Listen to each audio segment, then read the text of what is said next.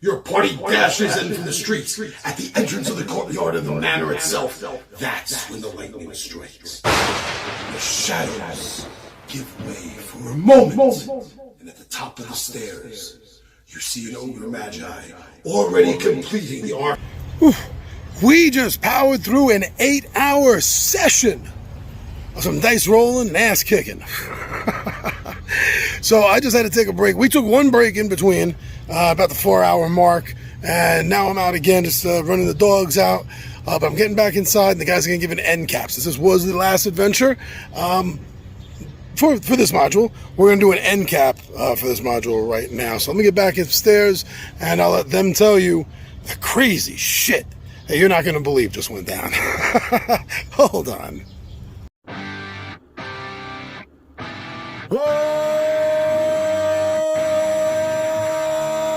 What's up, nerds and nerdettes and wee little nerdlings all? It's your buddy Big Johnny G for 2 Gun Pixie presents Legendary Gaming. Hey, give him 100. Give him 100 gold. Give him 100 gold. Oh, what a nice group we have giving money away. So we're wrapping up. This is the last bit of the Forge of Fury. It is done. It is officially behind us. Although not everyone fully survived every single encounter, all our characters are walking out of here alive at the moment anyway. To no small miracle. So now, this is the first time we've had an end cap. Yeah. Because it's not going to. The next part for their adventure is going to be a while. We're just let everyone know we're going to be taking a break and running some evil characters for a mini campaign.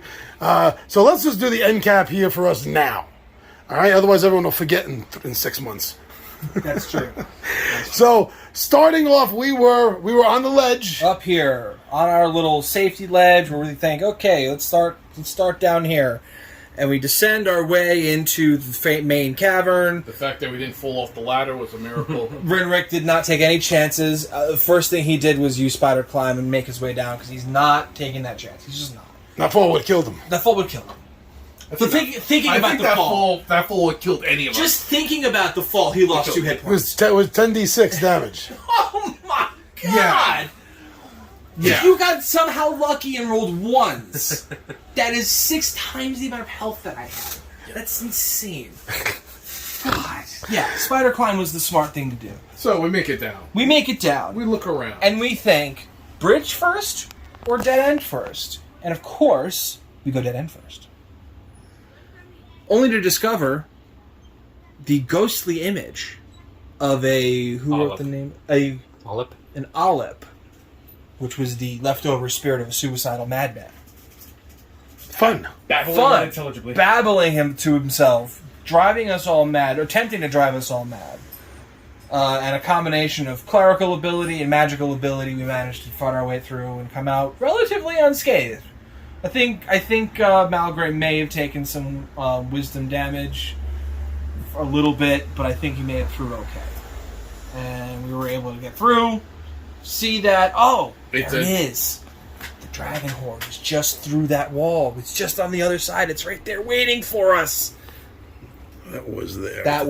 Yeah, there was at that point. There's a reason why that was. We'll get to that later. There was no way to actually get through that, so we had to actually go back up and across what was a completed bridge at one time. And not wanting to take any chances, Rinrick's quick thinking, which wasn't so quick because he's been holding on to this idea for months now, was to just use Tensor's floating disc and safely float everybody across. Well, that happened because the elf went first, and if a dainty elf managed to crack a rickety board, then I'm 200 pounds in full plate armor. I'm like, no, get the disc. Let's get the disc. We'll hover. The disc floats a couple of feet off the ground and supports a lot of weight, so we'll just float across, no problem. Everybody gets across, leaving the gnome to be the last one to go across. And why does the gnome ride the disc? Why doesn't the gnome ride the disc? I don't know. Wasn't something I thought of at the time. I decided to walk across, and sure enough, that happened to be the 1 second that the bridge collapsed under its own weight. I go falling into the murky depths, save myself along the rocky wall here, thinking, okay, I'm alright. wait a minute. Where's my spell book? Oh, this washed out, wet tome is my spell book. So there goes that. Well, you're still kept alive because you still had that spider climb. And the spider climb helped me get up and along this wall down to the other side. That was a hit, though. And that was this morning. Yeah. Oh, and it also hurt when I fell. That's true. Yeah, it's half my health. Which, thank goodness, did not come up again. But we get across. Do a little bit more of the same over here. We make a makeshift bridge with one of our ladders. Again, the disc float across, safe and sound. Finally getting to the last riverbank here, observing our Dragon Horde Island, which we think is ready to go. That's it. We're home free. All we had to do was fight a little ghosty. Took care of that. The dragon's dead. There's no one down here. That stalactite was standing. That stalactite was standing. Originally it was let's throw that up there. There we go. And we think, okay, the ladder's just too short, but Rinric, once again, Rinric the Enlarger, goes to Eamon and says, hey, how's it going? And suddenly Eamon is gigantic again. So I'm like holding part of the ladder off, so the other side is hitting the... Yeah, so using combined tactics, he's holding the ladder at the edge of the riverbank, and we can get across. We think, oh, it's just some treasure. We'll float the monk over with the disc. He'll grab the treasure and come floating back. Now, mind you, what's not shown here is there's kind of like this rug, this bear... There's a nice rug, and there's a training dummy. And... just stuff. Just stuff. So we're thinking, the rug was where the dragon was sleeping, and the dummy, I don't know, it's a dolly or something. But turns out, much like a table that we fought a few encounters before, these things are alive. And not only are they alive, but they're mean. And they want to fight. So the monk, being by himself, the rug springs to life, flops on over to him, and grabs him. Gets him in a big old chokehold. Because the rug is actually, it's a rug of an owlbear. So it comes back to life and squeezes and crushes and I will love him and keep him forever. So that's a problem. To the point where the monk actually is knocking on death's door. Yeah. And then... He clawed me in the face, and then I just... Yeah, and then the training dummy comes to life. Also sprung to life. And proceeds to try to hit him while enveloped in the owlbear rug. And so we're at a loss. We don't know what to do. So again... The owlbear was opening its beak to show his face. To show his face and get smacked and everything. And the owlbear claws the...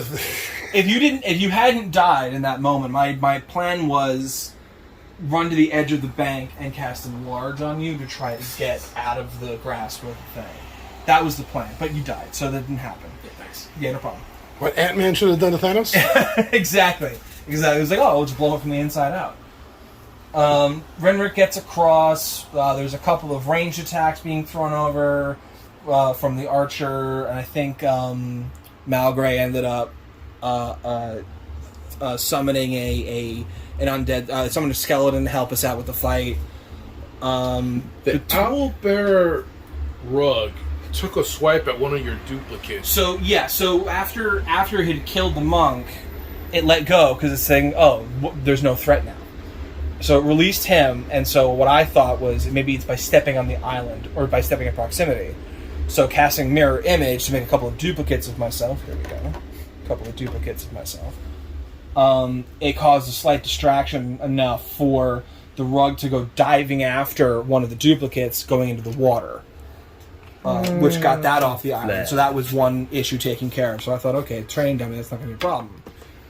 Training dummy was a problem. Was able to stabilize Walsh. The rug made its way to the other shore, where the cleric rogue was able to use a Tanglefoot bag to get it sticky and gross and whatever. And then someone lit it on fire. And then it was lit on fire. And then I went to stab it, and now I had this sticky, fiery piece of goo on my sword, which I couldn't get off. And then I wound up trying to get it off my sword by whacking the stalagmite, which then created another makeshift bridge, which ended up being helpful for us. Which kills the rug. Kills the rug. Rug is dead. Yeah, flaming bits of gross glue. And again, taking pot shots at the training dummy, but it's a training dummy. You can't kill a training dummy. It's there to take damage. It's the whole point. Taking shots at it, Rinrick thinks, okay, I'm just going to melt this thing with a scorching ray. You missed. Completely missed. Destroyed the rock wall in the back, which is just like just add to the list. Like, that's his one good offensive spell, and that's it. Again, taking pot shots, whittling away. Finally, when we see the exposed rod in the middle of the training dummy, you think, let me just try to push it. So Mage Hand pushes it down into the water, where it goes inactive. And then it floats for a moment. And then it floats towards the other group. And then floats its way towards here and becomes active again. Because it detects people. I guess. Proximity detection. It jumps into action. That's why I had to know which way it was going to go. Yeah, as much as it could jump into action being a training dummy, a living training dummy. But Dummy eventually ends up dummying his way downriver and floats away to oblivion, off into the nothingness. Leaving the island free and clear to be looted. And boy, oh boy, was there loot to be had. Yep. Several thousand gold pieces, several thousand silver pieces, 12,000 of something else. We'll see what happens with that. Armor, potions, scrolls, wands, anything you could possibly dream of in a dragon horde. It was more than I think anyone was ever would have expected to be down here. And we are rejoicing. We're alive somehow. We lick our wounds, we cure our wounds, we make it back to town, we divvy up the loot, and now it's time to have a beer. Now it's time to have a beer. What happened when you guys walked into the sign of the broken sword? Oh, that's right. That's right. Once we get back to town, the owner of the inn tells us that the incomparable Giacomo has been singing praises of our adventures. And the incomparable Giacomo doesn't even know the half of it. He was only there for the first half, so we have to regale him with the tales of what went on. We have to catch up to him, man. We got to catch up to him back in Eamon's own hometown, where he's putting on a play of our adventures that he's seen. And what was it that he called you? The Vinegar Monk and The his friends. Vinegar Monk and his merry band. I can't wait. I can't wait to run into him again. Oh, they said he is going to be at Brendanford, and you guys will be heading there That's soon. where we are headed.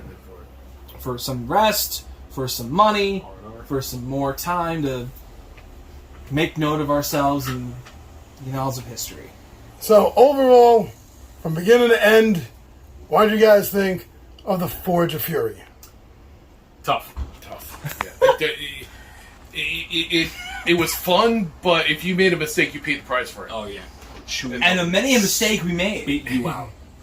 But I find that compelling and entertaining and part of the charm. So, endlessly fun. Can't wait to see what happens. So me and the gang are going to sort of take a break. I have a 3-part mini campaign that they're going to be partaking in, where I'm going to give them a palate cleanser, so to speak, and they're going to play evil characters. So we'll give you an update of those adventures, but after that, the Vinegar Monk and his friends will be returning.